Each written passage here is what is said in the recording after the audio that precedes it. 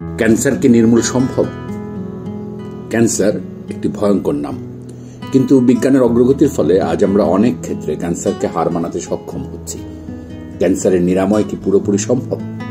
কিছু কিছু ক্যান্সার কি অস্ত্রোপচারের মাধ্যমে দূর করা যায়? আর জেনেটিক থেরাপি ও ইমিউনোথেরাপির ভবিষ্যৎ বা কেমন? চলুন জেনে নিই। সার্জারির মাধ্যমে নিরাময়যোগ্য ক্যান্সার।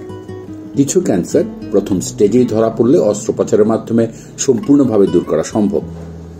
যেমন ব্রেস্ট ক্যান্সার প্রাথমিক পর্যায়ে ধরা পড়লে অস্ত্রোপচার ও পরবর্তী চিকিৎসায় এটি সম্পূর্ণ সেরে যেতে পারে।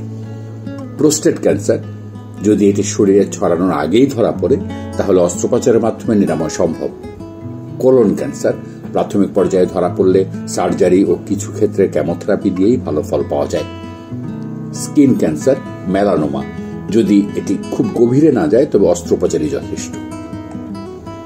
আসুন জেনে নিই জেনেটিক থেরাপি ও ইমিউনোথেরাপি সম্পর্কে। ক্যান্সার চিকিৎসায় নতুন যুগের সূচনা করেছে জেনেটিক থেরাপি ও ইমিউনোথেরাপি।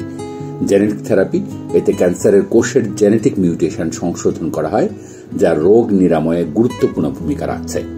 ইমিউনোথেরাপি এটি শরীরের রোগ প্রতিরোধ ক্ষমতাকে শক্তিশালী করে, যাতে ক্যান্সার কোষকে ধ্বংস করা যায়।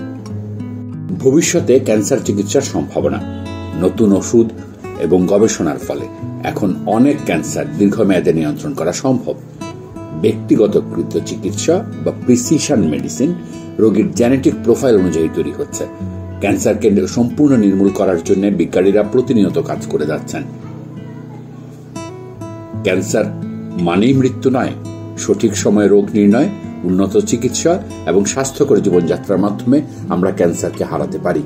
আপনাদের মতামত জানাতে ভুলবেন না। ভিডিওটি ভালো লাগলে লাইক, কমেন্ট ও শেয়ার করুন। সাবস্ক্রাইব করুন আমাদের চ্যানেলে।